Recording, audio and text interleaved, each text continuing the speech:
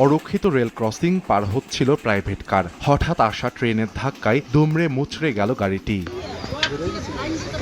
রোববার বিকেলে খুলনার আপিলগেট এলাকা অতিক্রম করছিল ঢাকা থেকে ছেড়ে আসা খুলনাগামী সুন্দরবন এক্সপ্রেস। রেল ক্রসিংয়ে প্রাইভেট কারটি উঠলে মুহূর্তেই গাড়িটিকে ধাক্কা দেয় ট্রেনটি। এতে প্রাইভেট কারের চালক সহ আহত হন 2 জন। তাদের উদ্ধার করে নেওয়া হয় স্থানীয় হাসপাতালে।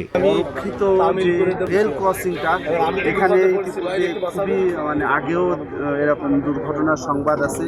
হালে এই 1 বছরের ভিতরেই 5-6টা অ্যাক্সিডেন্টের সংবাদ শুনছি। লালমনিরহাটের কালীগঞ্জের সুকানদিঘি রেলগেট এলাকায় ট্রেনে কাটা পড়ে প্রাণ হারান বৃদ্ধ আয়ুব আলী।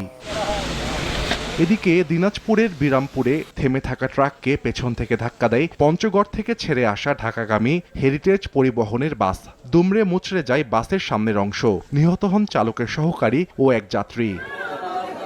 এছাড়া মেহেরপুরে ট্রাক্টরের চাপায় প্রাণ হারিয়েছেন মোটরসাইকেল আরোহী এক যুবক।